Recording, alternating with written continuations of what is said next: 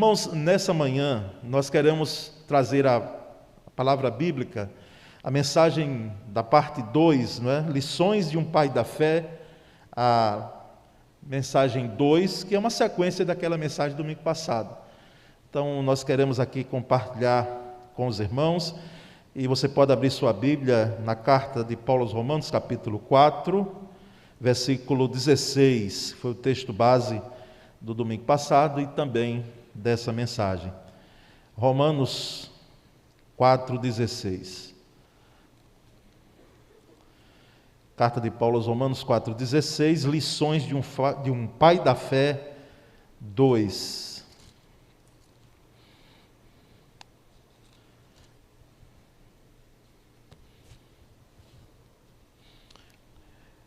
Lições de um pai da fé 2. O texto diz assim: por isso que a promessa vem pela fé, para que ela, segundo a graça, e assim alcance toda a descendência de Abraão, não somente os que vivem sob a lei, mas todos que têm fé, como a que teve Abraão. Pois ele é o pai de todos que creem. Amém?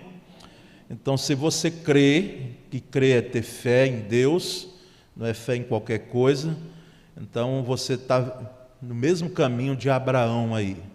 Inclusive, o apóstolo Paulo, que escreveu essa carta aos Romanos, diz que nós temos aí essa bênção de estarmos alinhados com uma fé muito preciosa na vida de Abraão.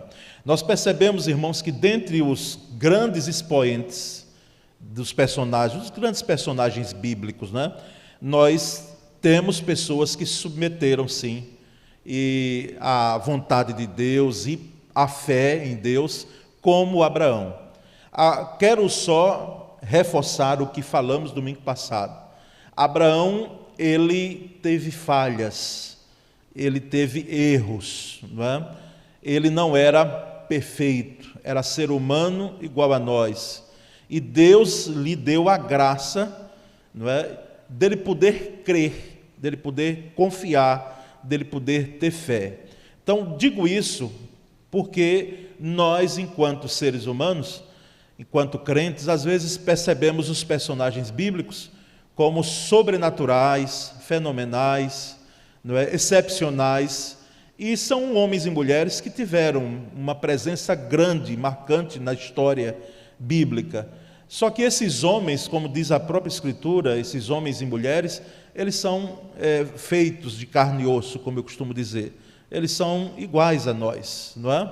Por quê? Porque são pessoas com as mesmas vicissitudes, com as mesmas dificuldades, ou até maiores, não é? Dentro do contexto que cada um viveu. Então, eles tinham fortalezas, vamos dizer assim, não é? Os pontos positivos, e tinham pontos negativos na trajetória.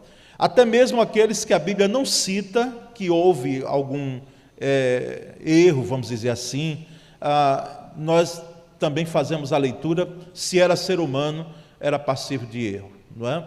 Então, o que é que eu aprendo com Abraão? É a mesma temática que retomamos nessa pregação 2.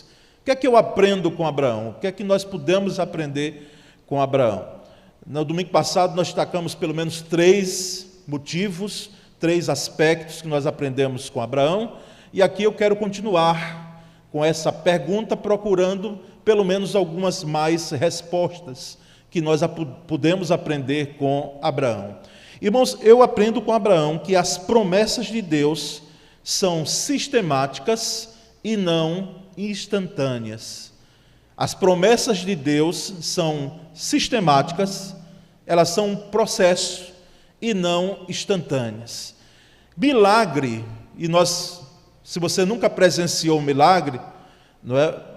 Você saiba que a sua vida é um milagre, porque o nosso corpo humano, não é? Ele é uma prova de um milagre, de uma ação poderosa de Deus em nossa vida, nesse aspecto. Se você nunca viu um milagre, você saiba que em cima de nós existe todo um movimento do espaço sideral que os corpos celestes, eles se movimentam e não se chocam, e ai de nós se chocarem, porque há um reflexo geralmente na terra, e eles seguem o seu rumo. É uma manifestação poderosa de Deus. E milagres pontuais mesmo que Deus faz, curando alguém, não é? Restaurando a vida de alguém, fazendo com que alguém, o grande milagre da vida, alguém seja restaurado por Deus em um novo nascimento em Cristo, que nós chamamos de conversão. Enfim, são milagres que são pontuais e são, sim, eles são no momento. Milagre geralmente acontece no aqui e no agora. Não há geralmente um processo, pode até haver, mas é próprio do milagre ser um ato, de um momento. Mas as promessas de Deus, elas são processos. Elas não são instantâneas. Elas são sistemáticas.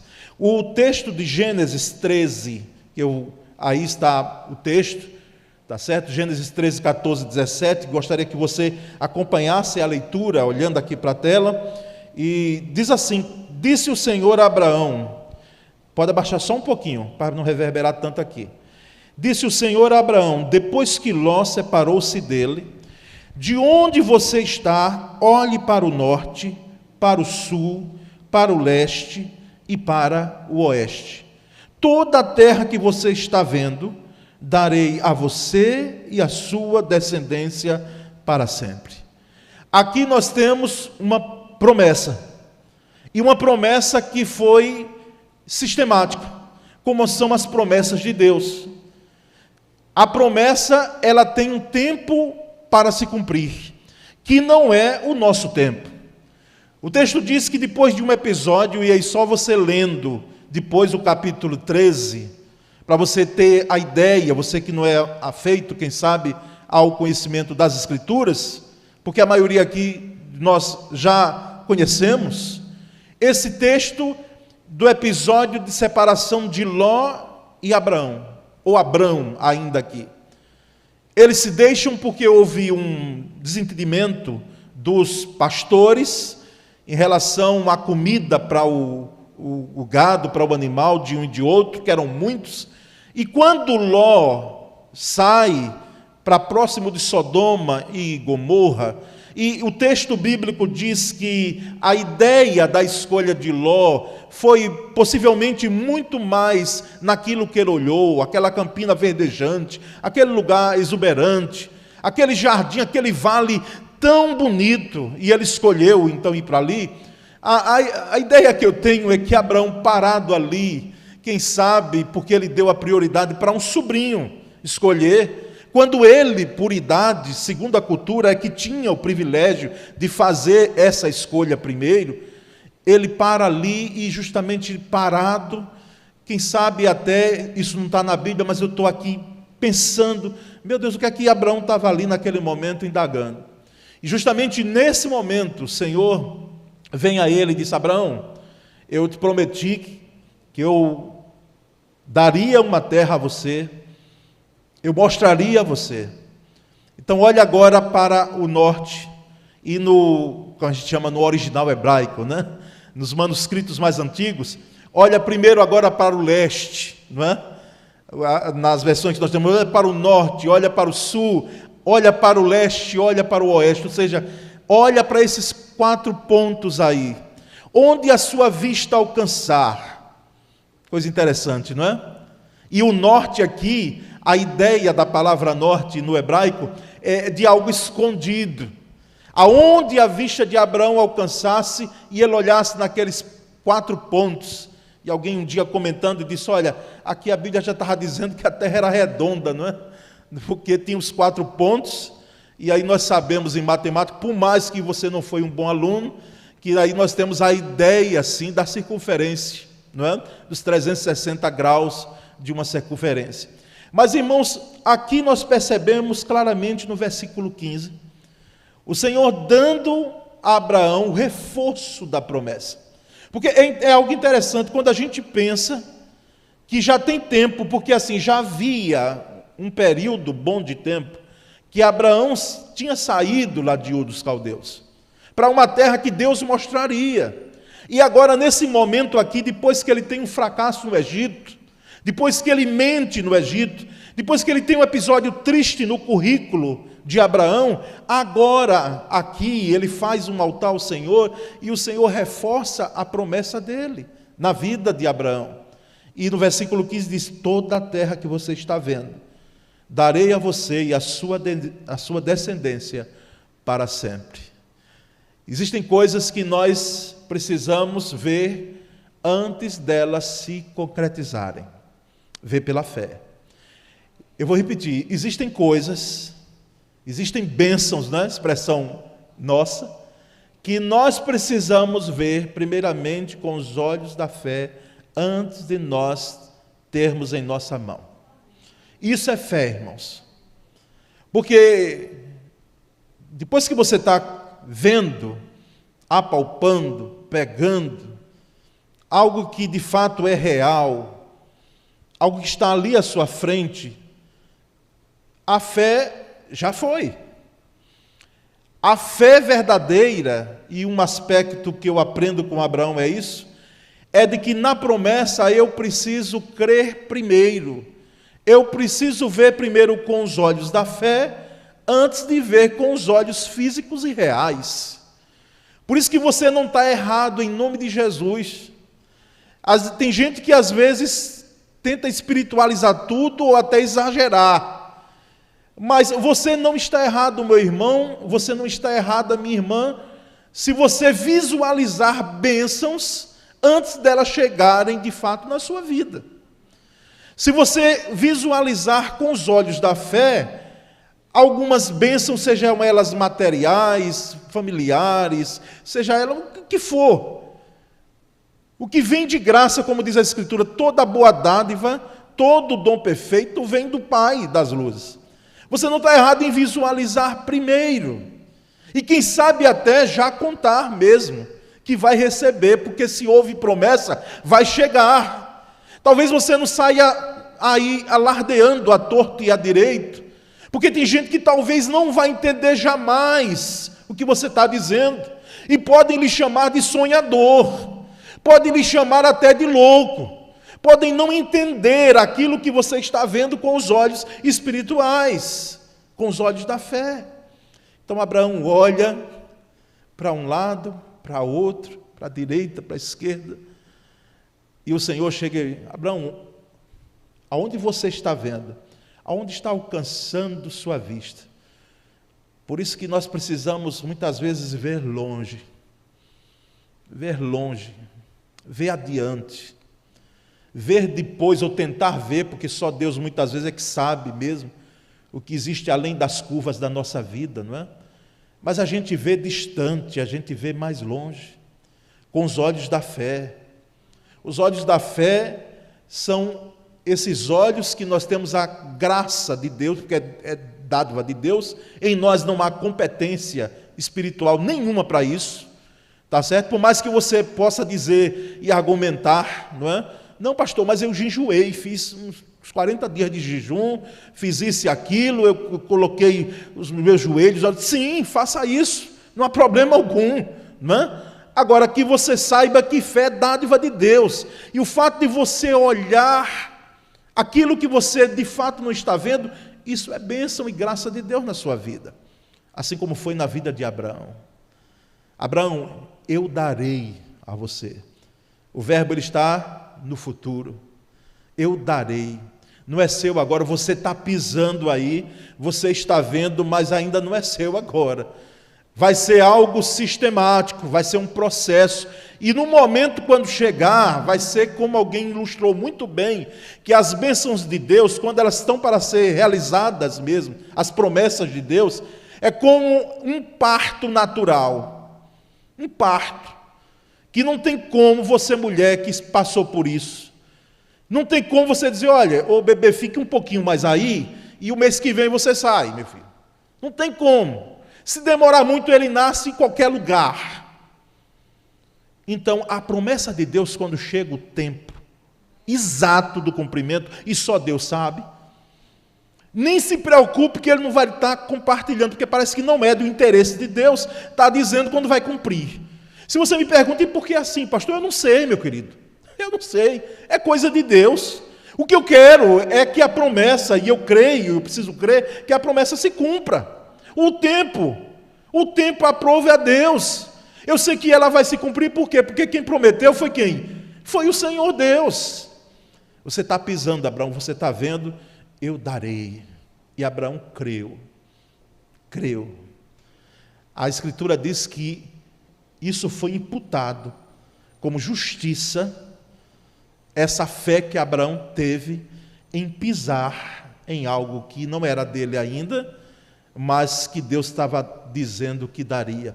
Em ver algo que não era dele ainda, mas o Senhor já estava dizendo que daria. Existem coisas, e aqui eu quero descer um pouco mais, na prática, que pode ser que alguém possa estar dizendo, não estou entendendo bem, pastor, ainda. Está para comprar um imóvel, uma casa sonhada, saia do aluguel, né, como diz. Passa por a casa, é como aquela mulher que vê o vestido, que as mulheres são afeitas a isso, né? Eu posso estar enganado, não é regra geral, mas ela olha e ela diz, puxa, que vestido bonito. E faz de tudo para comprar, e adquire, não é? Está para adquirir um imóvel? Vá ver. Passe por ele, e comece a olhar. Se possível, entre para ver. E o recurso, pastor, ainda, que não tem todo, vá pisar.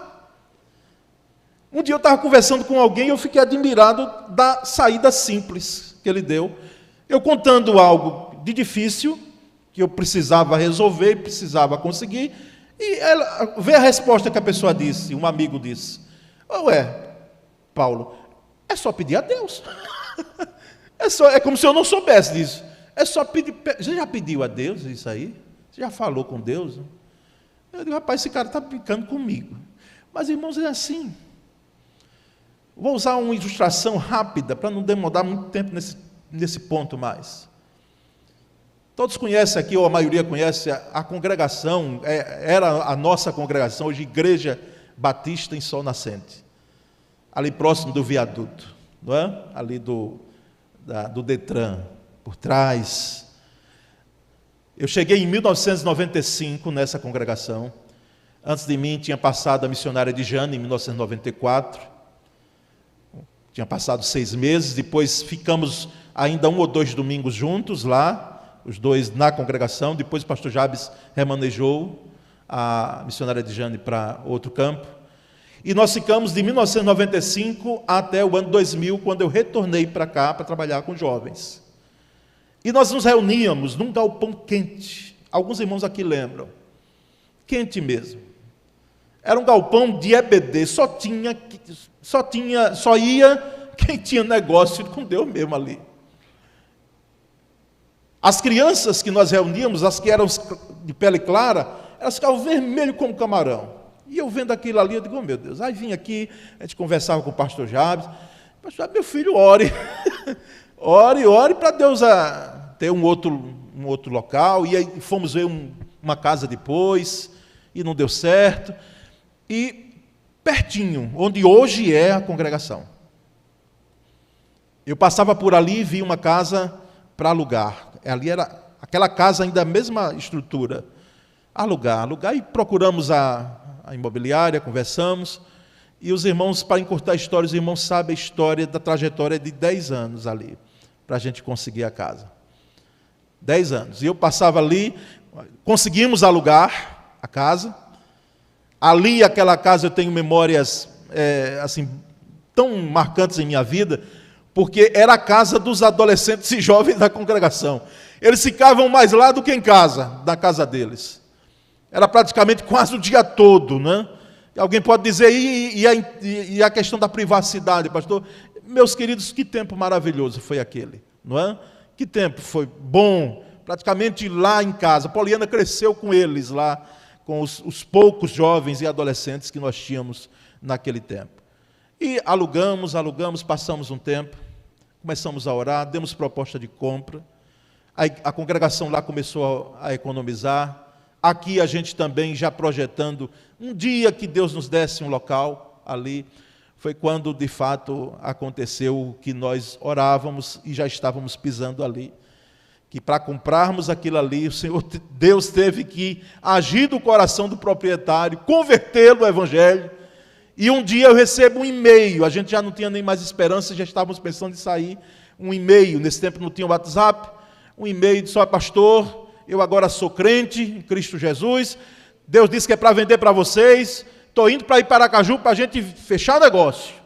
E pronto, e fechamos. E está lá uma igreja pujante, maravilhosa, ali em Sol Nascente. Irmãos, com Abraão eu aprendo que as promessas de Deus, elas não são instantâneas, elas são sistemáticas. Elas são sistemáticas, ela tem um tempo para o cumprimento. Mas com Abraão também eu aprendo que o dízimo não é meu, nem é da lei, ele é do Senhor. O dízimo não é meu, nem é da lei, o dízimo é do Senhor. Em Gênesis 14, 18 a 20, nós temos a inscrição do seguinte: então Melquisedeque, rei de Salém, sacerdote de Deus Altíssimo, trouxe pão e vinho, e abençoou Abraão, dizendo: bendito seja Abraão pelo Deus Altíssimo, Criador dos céus e da terra, e bendito seja o Deus Altíssimo, que entregou seus inimigos em suas mãos, e Abraão lhe deu o dízimo de tudo. O dízimo não é meu, e não é da lei, mas é do Senhor. Aqui eu não quero, irmãos, me deter à figura de Melquisedeque. Aí é um outro estudo, é um outro foco. Essa figura diria até excepcional, porque a Bíblia diz que ele não teve genealogia, não é? Então é uma outra história que não é o foco aqui do que eu estou colocando para os irmãos. Mas nós sabemos que Abraão reconheceu em Melquisedeque, esse sacerdote, e lhe deu o dízimo de tudo. Percebemos então que o dízimo não é meu, porque existem pessoas que hoje, nessa história de alguns segmentos religiosos, de fato e lamentavelmente, fazem uma prática que nós não concordamos. De muitas vezes, a ênfase na contribuição, no início do culto, no meio do culto, no final do culto. Alguém um dia comentando, e que não era dos nossos, estava visitando e disse: interessante, o dízimo e oferta que é feito dentro do culto, não há uma apelação para isso.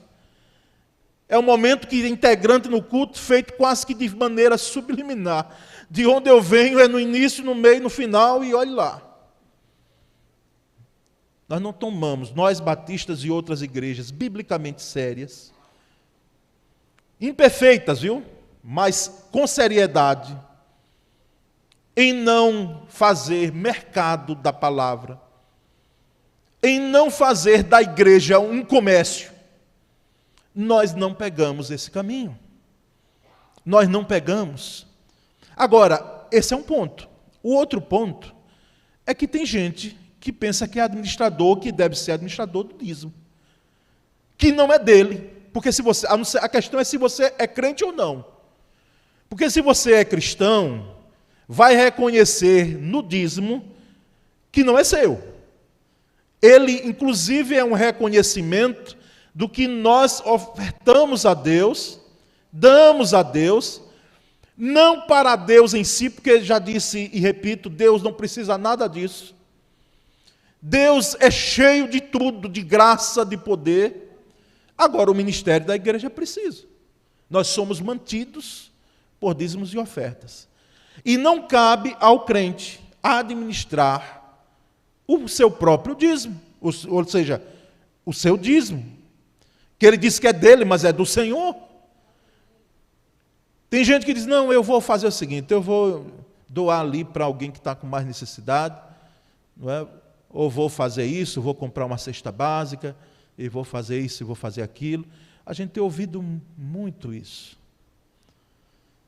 Eu dou graças a Deus porque crente batista, se ele não é dizimista, é porque ele quer desobedecer mesmo, ele não quer.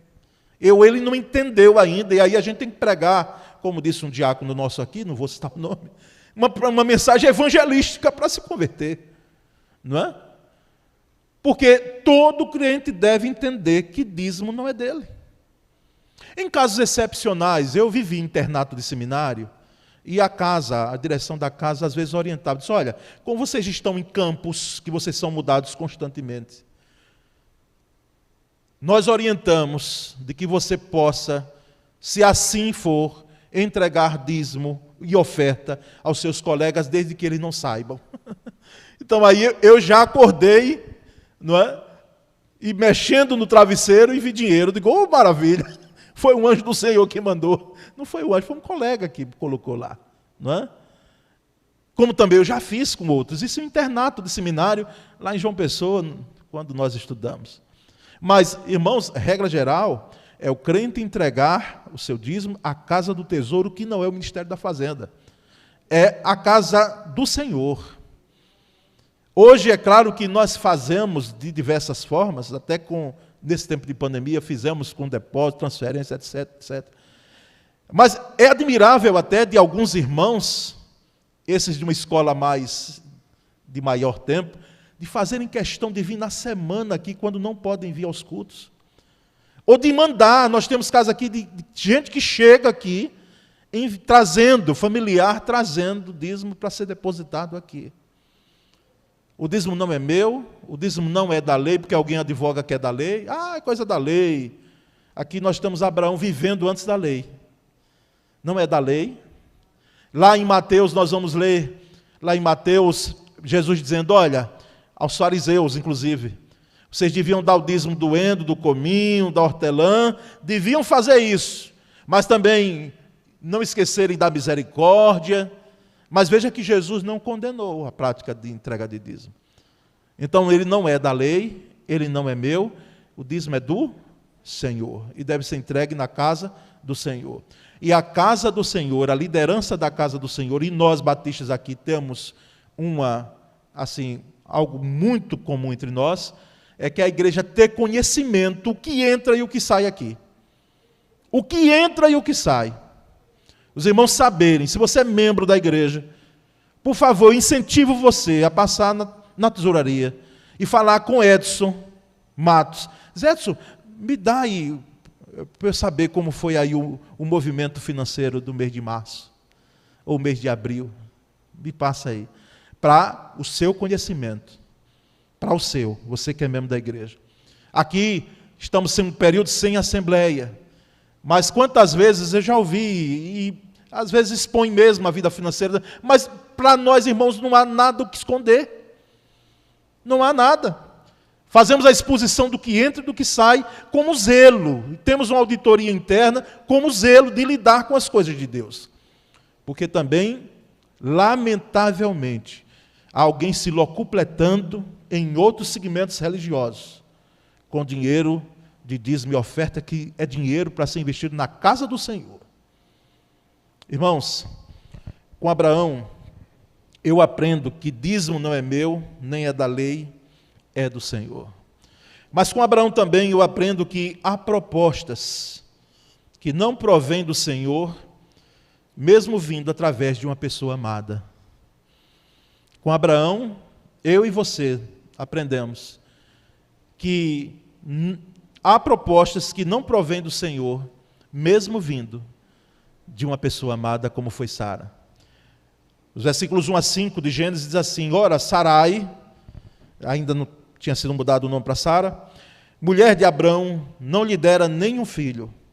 Como tinha uma serva egípcia chamada Agar, aquele lei do concubinato, e disse a Abrão, já que o Senhor me impediu de ter filhos, possua a minha serva, coabite com ela, talvez eu possa formar família por meio dela. Abrão atendeu a proposta de Sarai. Quando isso aconteceu, já fazia 10 anos que Abrão, seu marido, vivia em Canaã. Foi nessa ocasião que Sarai, sua mulher, entregou sua serva egípcia Agar a Abrão. Ele possuiu Agar e ela engravidou. Quando se viu grávida, começou a olhar com desprezo para sua senhora. Então Sarai disse a Abrão, caia sobre você a afronta que venho sofrendo. Coloquei minha serva em seus braços, e agora que ela sabe que engravidou, despreza-me. Que o Senhor seja o juiz entre mim e você. Há propostas que não vêm do Senhor. Esse caso aqui é uma proposta que o irmão pode ver de Gênesis a Apocalipse. E existia a lei do concubinato, que é o caso aqui. Quando a mulher não podia procriar, tinha uma concubina, não é? Hoje seria alguém que procriasse para que aquele filho desse descendência ao seu marido, mas nunca foi do agrado de Deus isso. Nunca foi. Existem questões culturais que Deus não diz sim. E a sociedade, a família, paga e pode pagar um preço caro. É claro que aqui a questão cultural é forte, mas não deixou de trazer problemas. Com Abraão eu aprendo que há propostas que não vêm do Senhor, mesmo vindo de uma pessoa amada como foi Sara. Sara amava o seu esposo Abraão e vice-versa. Mas a proposta que ela deu, Abraão jamais poderia ter aceito. Jamais. Por quê? Porque havia uma promessa anterior. Segundo, porque mesmo tendo algo que é cultural, que é legal, às vezes para os olhos de Deus é imoral. E não é porque é algo que é legal que eu tenho que fazer. Porque eu fico pensando e repito, se era para ter um homem mais do que uma esposa, Deus daria mas 2, 3, 4, talvez 7 mulheres a Adão. E ele fez apenas uma. Porque, irmãos, não nos enganemos. Você, marido, não se engane. O seu coração jamais, eu estou falando aqui em tese, mas se aplicar a alguém que não está ouvindo, você esteja atento a isso. Porque o nosso coração sempre será só de uma. Não será jamais da amante. Jamais. Jamais será da amante. Assim como o coração da mulher está voltado para o seu marido. Jamais será de outro. E quando existe algo contrário a isso, é uma tragédia no meio da família, que tem reflexos na igreja, tem reflexos na sociedade.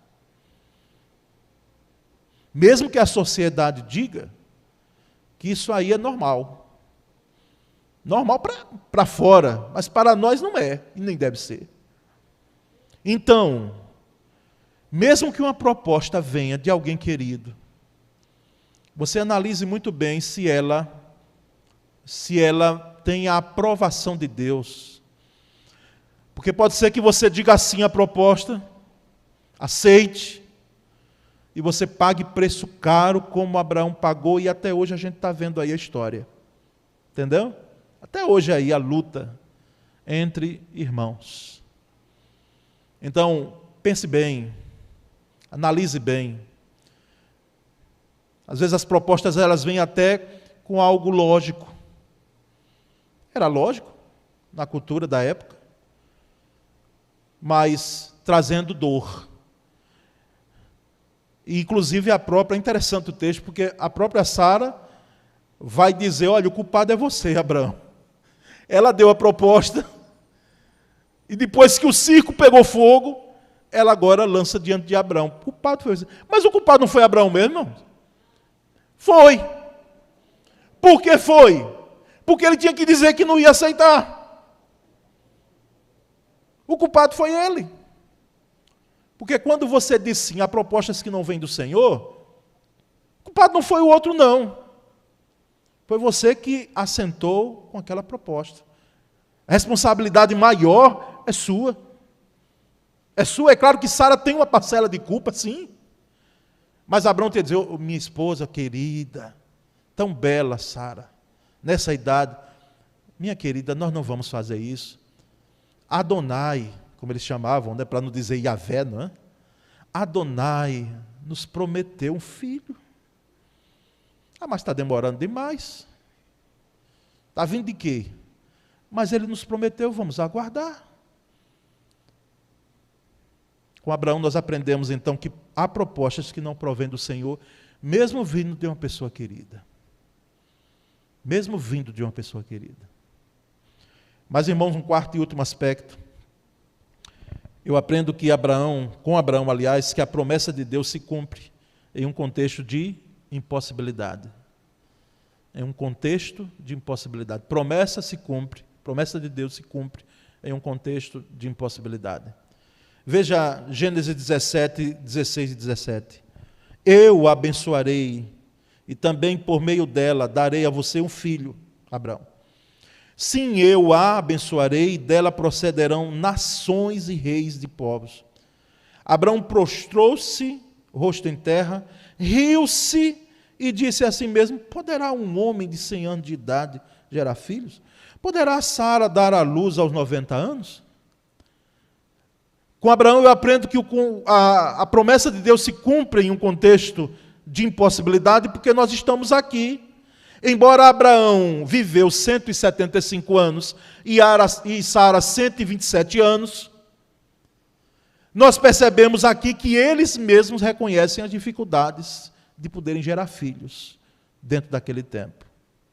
A ponto de Abraão rir. E o riso aqui, segundo os estudiosos, não foi o riso da incredulidade, não. Foi o riso do encantamento, da surpresa pela notícia. Sabe aquela coisa que você nem esperava mais, e alguém lhe diz: olha, chegou, está aí, está na porta aqui, é só pegar. E você diz: meu Deus, eu nem... O riso da surpresa, porque Deus faz assim. É um Deus que surpreende de forma maravilhosa, embora a promessa já tinha sido dada. E quando Abraão ouve aquilo, ele ri, e ele traz essa expressão aqui, lógica, não é? Racional. Pode um homem com 100 anos procriar filho? Pode. Irmãos, nós percebemos, sem entrar nos meandros da questão, porque um tempo desse eu vi em rádio, e se vê em rádio, eu penso que não foi fake news, né? De um senhor com 70 anos gerar um filho. 70. Os familiares até ficaram curiosos e ficaram assim, querendo saber como foi essa história. 70 anos. Isso aí deixa com a medicina para explicar. Não sou eu nem você que nós vamos tentar explicar aí. Eu não sei se pediram DNA, porque na informação do rádio não tinha isso. Mas alguém com 70 anos gerando. Algo excepcional, é claro. Porque nós sabemos que, no caso tanto de homem quanto mulher, está muito mais abaixo que isso. Mas, o que é que nós temos aqui de lição? De que a promessa se cumpre no contexto de impossibilidade. O que nós percebemos com dificuldade, até com impossibilidade mesmo, para Deus, como a gente costuma dizer, café pequeno. E parece que quanto mais difícil, melhor. Tem coisas que eu penso, irmãos, você não está obrigado a concordar comigo, que muitas vezes Deus leva para uma situação de impossibilidade, para que a gente não tenha mais nada onde se agarrar mais, para que a glória seja única e exclusivamente dele, como sempre deve ser. Porque pode ser que dentro daquilo que eu posso fazer, ou buscar ainda, eu possa dizer: não, mas eu estudei muito, mas eu me apliquei, e deve mesmo fazer isso, mas eu tive habilidade naquela entrevista, eu peguei as dicas e tal, mas às vezes, irmãos, em contexto de total impossibilidade. E aí Deus diz: pronto, agora é o momento ideal. Agora é que chegou o momento de se cumprir a promessa. Chegou o momento ideal. Às vezes ocorre assim. Deus faz com que chegue numa situação tal de que nós não percebemos mais nenhuma saída, e o contexto ideal para o cumprimento, muitas vezes, da promessa é esse da impossibilidade. Quando o homem chega e diz, é impossível. Aí Jesus vem e diz, tudo é possível ao que crê. Tudo é possível ao que crê. Tem alguém aqui no nosso meio que ouviu isso. E a vida dele mudou quando ouviu isso. Aos 18 anos de idade, ele não tinha o que nós chamamos hoje de ensino fundamental. E fez naquele tempo madureza, que é o supletivo, e foi aprovado para um curso de Direito na Universidade Federal, daqui, de Sergipe. Foi advogado da Petrobras, e hoje, se ele contar a história aqui, alguém talvez não acredite. Porque ele ouviu um dia que todas as coisas é possível que crer. Todas as coisas é possível que crer. Que Deus nos dê a graça, irmãos, de nós também sermos chamados daqueles que estão dentro da família de Abraão, da família da fé, de um homem que, imperfeito como foi, mas que pôde crer nas promessas do Senhor. E as promessas do Senhor, elas são reais, verdadeiras e se cumprirão a seu tempo. Quero orar com você em nome de Jesus. Pai bendito, muito obrigado, porque nós aprendemos com Abraão lições preciosas, aprendemos com Abraão sobre fé. Muito obrigado, Jesus, muito obrigado pela vida daquele homem que nós não conhecemos, numa distância tão grande, de séculos, de milênios de nós.